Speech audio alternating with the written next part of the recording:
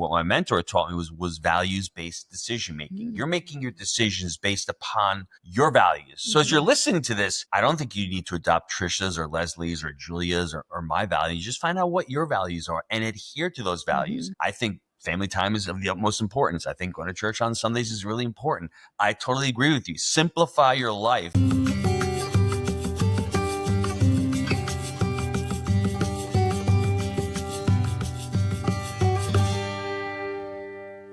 Hello and welcome to the Julia and Gino podcast. My name is Gino Barbaro, one of the co-founders of Barbaro 360, and I am here with my lovely co-host, Julia Barbaro. How you doing, baby? I am great. We've got two great guests on today. Once again, I am outnumbered, but that's okay. I'm going to try to survive the podcast. You'll be fine. Will be fine? You sure? I think so. You need some support. Tricia Goyer is a speaker, podcast host, and USA Today bestselling author of over 90 books. Yes, you've heard that correct. Over 90 books. We know most adults in the United States of America haven't even read 90 books, and Tricia's written over 90, so that's pretty impressive. She writes in various genres, including fiction, parenting, marriage, and books for children and teens. Tricia's a wife and homeschooling mom of 10. Man, she beat us out. We only had 6. She got 10. And she lives near Little Rock, Arkansas. Leslie Nunnery, co-founder of Teach Them Diligently and mom of 4, inspires Christian parents to embrace biblical discipleship and intentional parenting. She equips families to grow spiritually and build strong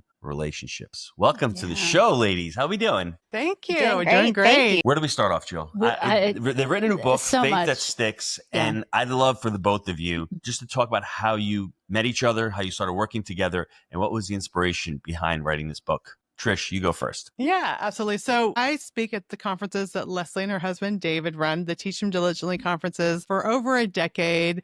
The funny thing is, though, when you're at a conference, you don't get to hear other speakers speak. And so we were at a retreat, a smaller retreat, and I actually got to hear Leslie speak. And I'm like, she speaks about the same type of topics I do, has the same type of heart as I do. We do a journaling Bible for our kids where we write notes and prayers. And I was like, there's so much the same. And so I think afterwards, I'm like, Leslie, we need to write a book together. And she's like, okay, let's do that. So that's how I get so many books written. I find amazing people to write with. And that's how we met or connected on this book. And Leslie, the book that you guys wrote, how did you come up with the topic? I mean, Faith That Sticks. Let's go into it a little bit. But I mean, Tricia's there writing about World War II, fiction, nonfiction. She's got like a wide berth of expertise. How did you drill into this specific topic, and how did you guys come up with the idea? Well, Faith That Sticks is all about discipling preteens. And honestly, there is a real void of information when it comes to parenting and discipling that age group. And I think that so many parents are really afraid of it because of that. And so as Tricia and I were speaking and we started getting very similar questions, a lot of it really centered around this particular age group. And, you know, between us, we've been through it, 14 times. So we kind of had a lot of experience coming in. But the really cool thing is some of the stuff that we unearthed as we were researching for the book was really super insightful when added to the experience we already had. So very grateful that God gave us the opportunity to work on this together, because I think it's a really great resource for families. What are some of the questions that you get, Tricia, first, and then Leslie, about the preteens? Because I know preteens, their prefrontal cortex, it doesn't get developed until they're in their mid-20s, their emotions and all of it. For us, I have to be completely honest. Our preteens, it wasn't as bad, was it, for us? I mean, it's bad, but when you hear other parents, they sounds like It's interesting, Gino, because I think what happens is everyone's assuming it's going to be awful. And then they go into it expecting and waiting and saying those things to the kids. And I always hate, and you can tell, we can talk about this too, but the label that we put on, especially our preteens. I mean, when you're a teenager, you're going to be this. And so then they eventually become that because mom is expecting you to become that. And I think through homeschooling, probably we just all lived together, and, you know, every stage of development was just still them. You know what I mean? There was no label. I think that's maybe what happened. I didn't feel like the struggle as much as most people talk about. They're teenagers. I'm like, Yeah. it's okay. It's I think part that's of growth. I think personally that's what, and I'm curious, Trish and Leslie, what you have to add to that. Yeah, well, I had 2 different experiences. My oldest is 35. My youngest is 14. So really, so I have 2 different versions of you. Is that accurate? Well, we've adopted 7 kids. Okay. So that's part of it. And part of them, we adopted them with their preteens. But I would say the it's like raising kids in two different worlds. My 35, 33, 31-year-old, we were homeschooled, but we were more secluded. We were we had our little happy little bubble. And I would agree with what you guys were saying. We didn't have a lot of that. Now that my kids, the preteens I have now, well, I have a 14-year-old's my youngest, but I still feel like the frontal lobe is not even close to developing on that one. Right. 14 is still preteen, in my opinion. Every day I am praying for the frontal lobe to develop. Because why did you do that is just, there's so much more now. And this is some of the questions that we get about social media, sexual identity questions. They're getting things from everywhere. We cannot seclude it. Even youth group, church camps, neighbors, like so much is there.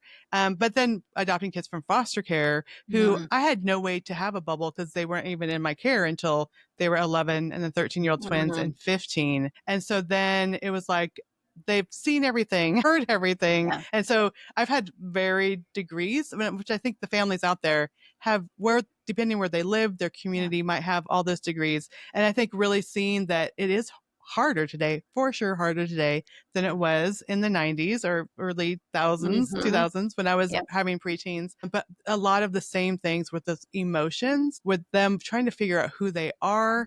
There may be, and I this is one thing that the parents will be very distraught when I'm speaking at a conference and they're talking to me afterwards because their sweet little child is suddenly wanting to wear black makeup and do all these things. And I remember, like, my daughter, she kind of had the black emo makeup and she wanted a pink streak in her hair.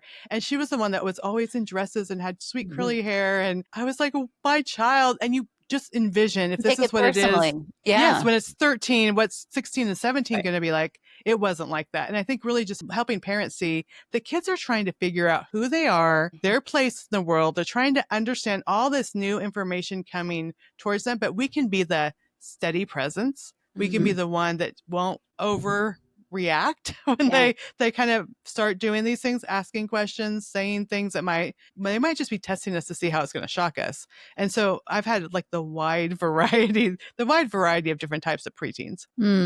Leslie, what do you have to say about that? I think the strength of the relationship that you guys were talking about before too, where you were like, we didn't really notice a big shift. That's very, very important. And that's a lot of the stuff that we talk about in here is strengthening those relationships with your younger ones, maintaining that relationship while your kid is developing and growing. That is critical towards having that platform that's still really strong, that you're able to continue to invest in them and have a really tight, open communication relationship with them as they go through preteen, teen years, and now we have adults. But really focusing on that relationship and not sticking your head in the sand to the stuff that Tricia was talking about. You know, there are a lot of things facing our kids today that when I was parenting, even my oldest 3, wasn't a big deal. That wasn't a thing yet. So there's a lot of new stuff coming at our kids. So we want to be aware of that. But really, if we can educate ourselves as to how our kids are growing and changing, we can walk beside them, celebrating the growth, but also helping them make sense of the stuff that is probably driving them as crazy as it's driving us, because they don't know what's going on inside of them either. Yes. I'm going to play devil's advocate here for a second, because when I was growing up, and if you had told my mother or father prefrontal cortex, they would have looked at you and smacked you in the head, first of all. Second of all, there were no resources back then. Like, no one knew any of my parenting. Your parents are immigrants, so yeah, but still, like, even back in the 70s and 80s, there was no, like, right now, there's so much more. There's so much information. What I'm saying is devil's advocate. The internet is terrible. But on the other hand, we have a lot more resources. There's resources. There's experts out there. And you can pick and choose based on your values. That's all I'm trying to say. Because back then, it was There's like one kid's book. Like, right? There was like one. Like, my mom talks about the one book that they had. Like, basically. It was that was our generation. Yeah. Well, I'm saying that it was so much more limited. Now you have the resources if you want to be a better parent. And parenting is a lot different than it was back then. Now we're more open to listen to our kids as opposed to our but still, I just want to put this out there, especially for people listening, is still, even though you homeschool and you're with your kids and you're connected, there are still things that happen. Yes. And it's right under your nose and you didn't even notice. And you're like, where did this even come from? And there's a lot of guilt, maybe more from the moms and the dads, but you're like, why didn't I see this? And why didn't I take care of it? And the other kids are like warning you, Mom, maybe you should get them off the internet. Oh, they're just talking to their friends. And all of a sudden a year later, you're like, hold on, where did this come from? Like, I didn't even, where did this, right? And then there's that guilt. I should have done something and I didn't. And then it's my fault and all that stuff. So I just want to tell parents listening that there's no perfect. You can't be perfect. And your child is, all of the things that happen and go, I think it's part of our development. It's part of our connection. It's part of our relationship. And go easy on yourself is what I mean. Do your best and just thank you. But I just recently talked to the kids. There's like a split in the three oldest got the really stressed version of me, the tired version. And then the three youngest got the relaxed mom, the life coach mom. We sit around and we talk about things. And then my oldest are like, what? How come I didn't get this? I'm like, I'm so sorry. I'm so sorry. But you got me now. Right? It's so true. My 14-year-old the other day, I told him he couldn't do something. He's like, you're such a strict mom. Yes. And my 31-year-old was over. He's like, dude, you don't even know the mom that I had. That's right. He's like, she's so relaxed now compared to what she was before. Right. That's growth. But why did you guys choose the preteen years? What's so important about the preteen years? Trish, first. Okay. I would say that preteen years, well, we talk about we know the hormone thing. And I think one thing that Leslie really uncovered when she was doing the research is just realizing like the brain development of everything that's happening is just like during the toddler years when we have the terrible twos, and then we have the teen years, like right before adulthood, with like they're out of their mind. That's a brain development. Everything's growing. They're aware of things, but it's also the time that they can start being aware of their relationship with God, what the Bible means to them. Yeah. Family connection, how that matters, serving others, caring for other people. So it's just like this beautiful window of time where they're more aware. It's more than just playing Legos and Mario Kart. They're aware of the world. And before they become teenagers, have their car, drive away. And we have this time where we can disciple them. We can read the Bible. We could pray. We could have these really great conversations. They're still listening to us. They still care and even though they might roll their eyes, they care about it. And we still tell them what to do, honestly. I mean, when we adopted our girls from foster care, they were preteens and a 15-year-old. I said, we're going to read the Bible every day. We're reading these missionary stories. And, they had to kind of do it. They said, I don't want to read the Bible. I'm curious Leslie, before you answer, I'm curious because were they in a Christian environment before they went to your... So they had been with biological parents, which were not good situations. Okay. Then they were in foster care and not together. And then they were in a children's home, which was a Christian children's home, but they didn't live in the same. It was like an orphanage, basically. They didn't all live together. So they were going to church. There was Christian people there, but they were not in a family environment. I was just curious what the dynamic was. Were they really leaning into it? Because it's beautiful. At the beginning, they're like, why are we doing this? Okay. Why is we're supposed to be doing math? Okay. Why are, they like the idea that they didn't have to get up early to go to school. But the rest of it, why are you reading out loud to me? At what point did they realize that, oh my gosh, this is something in here? Yeah, did you notice? So it was probably the first, I would say 6 months, they're just kind of doing it because they had to do it. And I would say they didn't even want to listen to the Bible. And I said, just put your head down. And then pretty soon, you get some pretty exciting stories. And then they're like, oh. And then they start asking questions, lying tongues and all this stuff. They're like, that's in the Bible?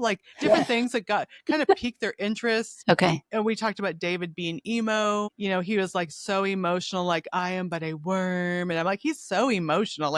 He would totally be wearing black eyeliner right now. He was so, and then I would try to get at their level. Yeah. And then they started paying attention. Yeah. Okay. But it took a good 6 months of them saying, I don't want to do this, because I'd have them write down a prayer every day in a prayer journal. I had them listen to, when I was doing Bible study, and listen to my read out louds, and they were not into it at all. And I think that's an encouragement too for parents, especially if you're just starting these things as preteens. Your kids will not want to do it, but I'm telling you, the seeds now. So 2 of those girls are actually missionaries through an organization that Leslie runs. And Leslie, I'm going to say, they are so loving Jesus right now. Their growth. I just was in tears yesterday when I was talking to them. Just so those seeds that are planted. Yeah. If someone would have told me when they were 11 and 13, when they're rolling their eyes, don't want to listen, don't even care about anything I'm saying, that 6 years later they'd be Yeah. missionaries serving Yeah. loving God. So I think that's that window of time that we have with them that I think people are just so busy and on the go that they don't use that to their best of their ability. Right. And I think it's good for us moms to just have trust. Mm-hmm. God's timing. You had the question, and every time you ask a question, I forget what it is. And because we go on a rant about something else. Well, I actually, as we were talking about, why this period of time, and Tricia was talking about the development and all the things that are going on. The reality that parents have to kind of live in light of is that somebody or something will disciple your kids through this time. They have questions. They are making connections. All of this stuff is happening, whether you choose to participate in it or not. So as parents, we have this unbelievable opportunity, an incredible platform with our kids. And so if we are intentional in the way that we use it, this can be one of the best periods of time in, our entire parenting career, because we get to see our littles kind of morph into these new creations that God is making. And it's so cool to behold. But it's really important that we do seize these moments, that we cease the busyness and focus on the hearts right there in front of us, because we have this time. It is a gift. And it's just really, you'll look back, as you guys noted earlier in the show, you look back with just such fond memories of this time period with your kids when you use it well. Yeah. Oh, 100%. I think it's interesting, though. You, Tricia, are saying that your kids are being, it took 6 months. I think they want connection. I think they want to be told what to do. I think they want structure. They may appear as if they don't. So if you're a parent out there and you're getting a lot of no's, I think unconsciously, or they're yearning for that. That's what they're yearning for. And then if you give up too early, it's like you gave up because you think that's what they want. I think you have to be a parent. Yeah. I think it's okay. It's great to be friends with your kids. That's what we're talking about. At the same time, you need to be an adult and you need to be in charge sometimes. And it's okay to tell them what to do at a certain point. I mean, obviously, as they get older, they need to start making decisions on their own. But at this preteen age, it seems as if they're not even ready to make some of these decisions, because you're telling me their prefrontal cortex is not even ready to, they're not even ready to make those kinds of decisions. It's more of an emotional thing. So I think what you did is right. Stick to it. You know it's right. You know the fruits of your labor are going to pay off in the long run, but you also have to make it fun and enjoyable and entertaining for them. Don't make it like a chore and sitting there and tell them you need to do this, this, and this. Include them. And make it fun, and don't make it as if it's a punishment or something that's to be dreaded. Make it enjoyable. What do you think? I think a lot of things. I do love that, because I think it is important that we're the parents, but at the same time, we're on that journey with them. And I think that's different than a lot of times, for instance, your parents or immigrants, nothing against them. They're awesome. Don't talk about my mom. My mom is a good lady, okay? Leave my mom out of this conversation. But there is a lot of fear behind the parenting. You know what I mean? Because you would get punished or whatever it is. And so there's a lot of fear behind parenting, that I'm not doing the right job. My kid's not behaving, whatever it is. And I think that when you just sit back and think, okay, what does my child need? There was one family that I knew, the kid would constantly get in trouble and always get punished, and he would always have to stay home. And over the years, I discovered, and then through life coaching, I'm like, hold on a second, he's getting in trouble on purpose because he wants to stay home with his mother. I'm like, well, that makes sense, because sometimes our children are desperately trying to get our attention. And so how are we going to give it to them? We usually punish them or whatever it is, and they stay home with us, or they have to sit next to us, or whatever it is, we're giving them the attention. And so even when we're raising them and we're trying to help them make a decision or making a decision, I think it's important that we are walking with them and encourage them and teaching them how we make the decision, if that makes sense. Yeah, actually, one of the stories that we tell in the book, when our kids were younger, David and I, when one was really, really doing what you were just saying, constantly acting out, doing things that were out of character a lot of times, that was when David and I were always like, this one needs a date. This one needs special attention. And we would purposely find a way to spend time with that individual child, because more often than not, and really at any stage, but especially in this stage, even your spouses. Oh, no question. No question. But more often than not, the time that you spend with them, just giving them that little bit of extra attention will change the tide just drastically. So yeah, I really appreciate you're bringing that up, because that's a really big deal. Leslie, I'm in the process of reading Harry Potter with my Gosh. 14-year-old. No offense to Harry Potter, but to me, it's just absolutely painful. The Really?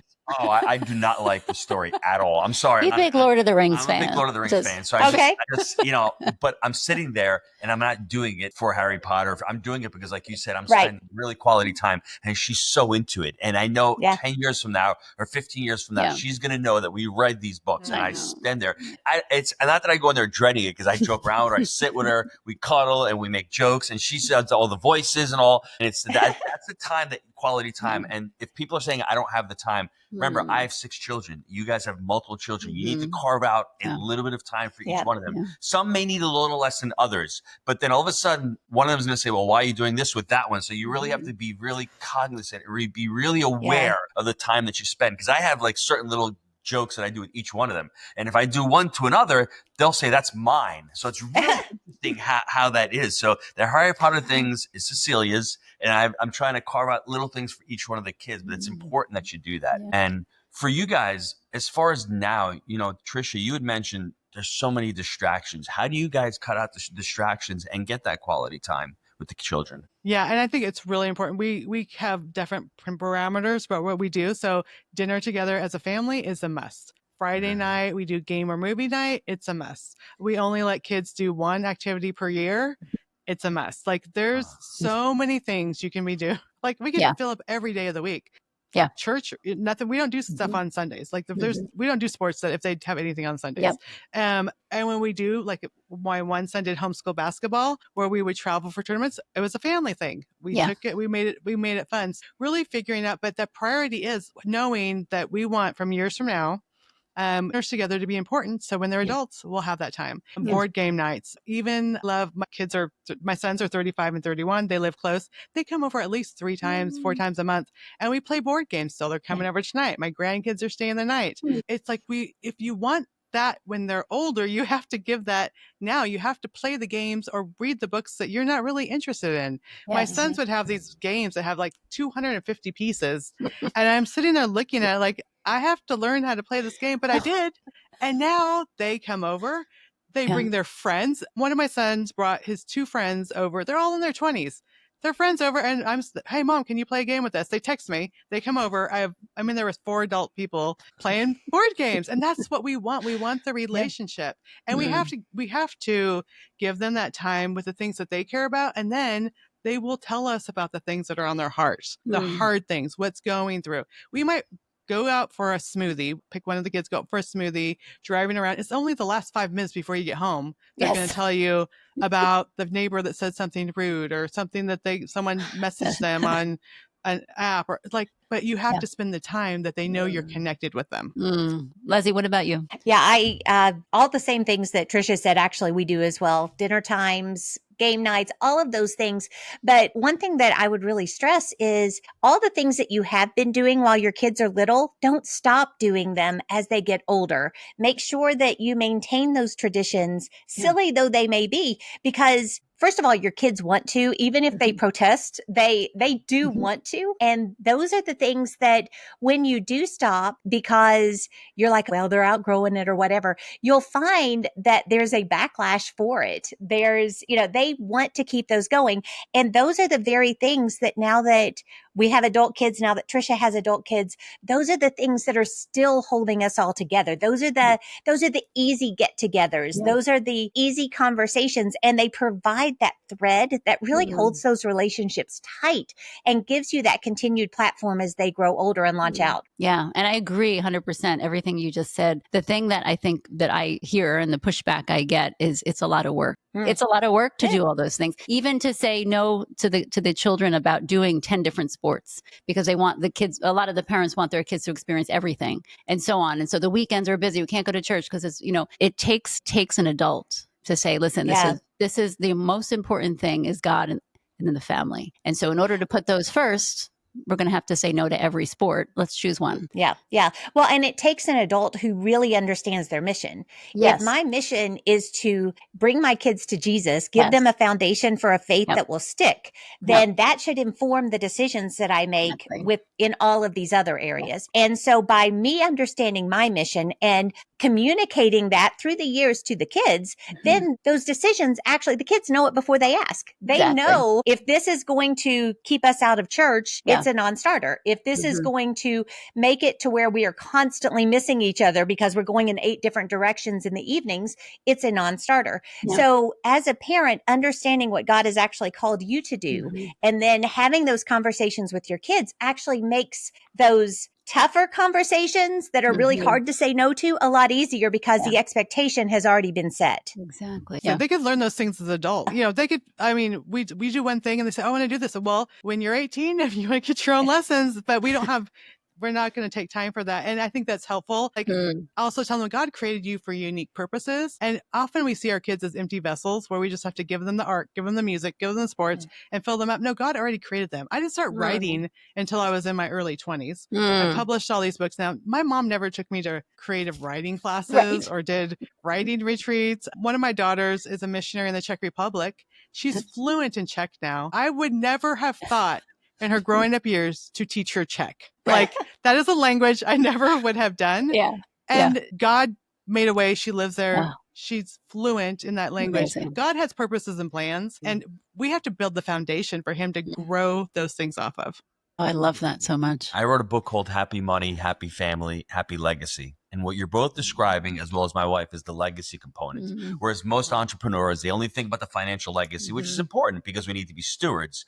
But what you're describing is the values component. And even more importantly, what you're both describing and what we adhere to and what my mentor taught me was values-based decision-making. You're making your decisions based upon your values. So as you're listening to this, I don't think you need to adopt Tricia's or Leslie's or Julia's or my values. Just find out what your values are and adhere to those values. I think family time is of the utmost importance. I think going to church on Sundays is really important. I totally agree with you. Simplify your life and adhere to what rules. And I think if you start doing that, you start leading a much fuller life. You start leading a much more purposeful life.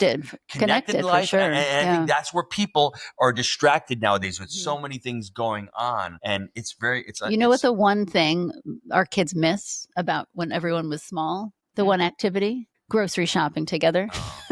Can you believe that? We go once in a while. You're like, remember how awesome it was? We were all at the grocery store together. And that's what it's just the most simple thing possible, right? The thing that you have to go do. And that's what they miss. And I thought, well, that was interesting. It wasn't the crazy vacation that we went on or the expensive, whatever. It was just the simplicity of grocery shopping. Before we sign off, I'm sure Tricia's got like another 30 books left in her, right? I'm just started writing in her 20s. She's got like 3 books a year. Are you guys going to team up, write another book? I mean, what does the future look like? I wouldn't be surprised. So I will have to say, though, I was going to talk to Leslie about this. You're hearing it first. So many people at the conferences, Leslie, when I'm in the booth, said, "Where's the book for teens?" Like, I got the preteens. Well, that seems like it would come next. At least 20 times every conference. So like, where's the one for teenagers? So we're going to have to talk to our publisher about that. Well, I mean, then after that, it's the young adults. It's the adult children. There's something. For sure. Yeah. So you like chicken soup for the soul kind of thing. You guys going to branch out. Except we have a series here. Of course. But it's really cool because we are talking about preteens and I jumped for some reason right to the teen years. Preteens. Yeah. You know what I mean? Like preteens are even younger. They're even less.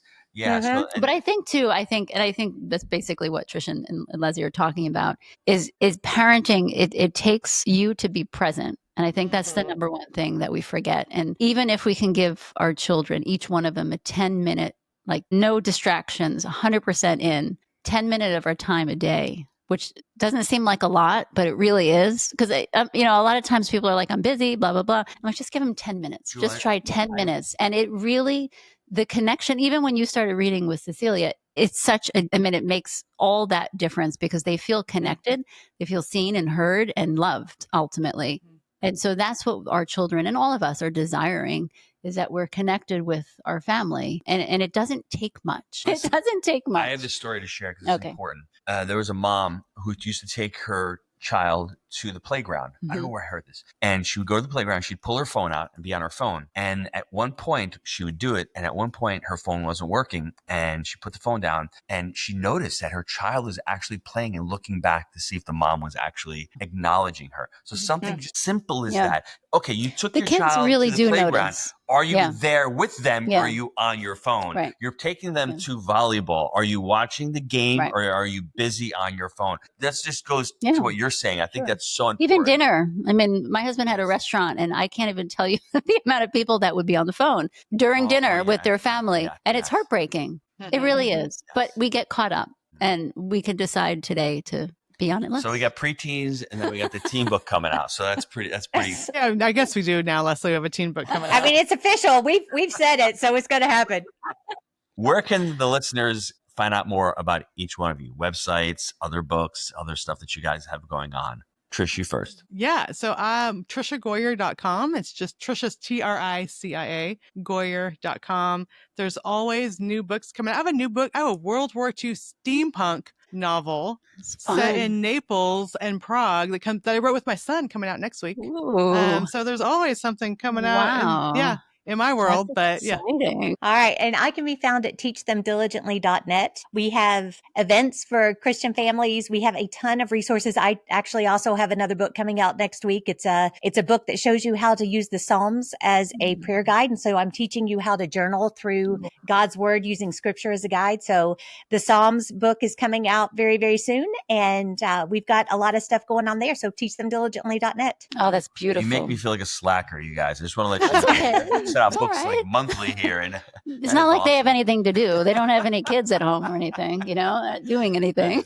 Just teasing you. I like to bother him. What are some last words that you want the listeners to take away, a message that you want to give them? I have a really quick story that just goes back to the attention. When we were trying to bond with our 2.5-year-old, we got him from foster care. He has reactive attachment. And the 10 minutes a day is exactly what the therapist told me to do. I was wanting, tell me if I'm supposed to do timeouts. Tell me, I was wanting to know how to discipline this kid because he was very out of control. And she goes, for 10 minutes a day, I want you to go to a room where it's just the two of you. I want you to play with him. I want you to repeat what he says. I want you to say what he's doing. And then I want you to praise him for 10 minutes every single day. And it was a night and day difference. And so that's what a therapist told me to do. Out of all that information she could have given me, that really turned things around. So I think that's what our kids, we got to see them. We got to repeat and let them know we're listening to them, and we got to praise them when they're doing the things, and they will flourish right before our eyes. Yeah, I love that. Yeah. And I would add, I was last June, I take my girls, all my kids on a birthday date every year. So we go away, spend the night, have a time just with us. So I had taken my daughter, who's now a mama. She wasn't a mama at that point. She is now. I had taken her on a birthday date, and we were sitting there, and she was telling me about some friends who had gathered, and they were just dumbfounded at how close our family was and the fact that she was going off on a date with just her mom for a day and a half. And as we were talking, we were both kind of marveling that, first of all, that's not a normal thing, and at how grateful we are that is our thing. So just looking forward, the long game of what you're doing right now is incredible. The relationships that you can have with your adult kids is the most amazing thing. So take the time to invest in those relationships now. You will be so glad for the rest of your life that you did. Oh, I love that. Thank you, ladies. And I want to just say this, that it's never really too late. Because I think a lot of people, they have older kids. It's never too late. You can start the relationship today and make it better by giving. A 30-year-old still needs 10 minutes of your time. And I think that's important, because don't be down on yourself. Just start today. That's awesome. Tricia and Leslie, thanks for being part of the show. Faith That Sticks. It came out in March. The ladies are just pumping out more content. It's incredible. And for those of you that say you don't have time, you just don't have the mission, or you don't have the clarity, because these two ladies have clarity. They're on mission. They're on point, and they're here to fulfill their purpose. So once again, thanks for being on the show. And we hope to see you on the next week, Julia and Gino podcast. Thanks, everyone.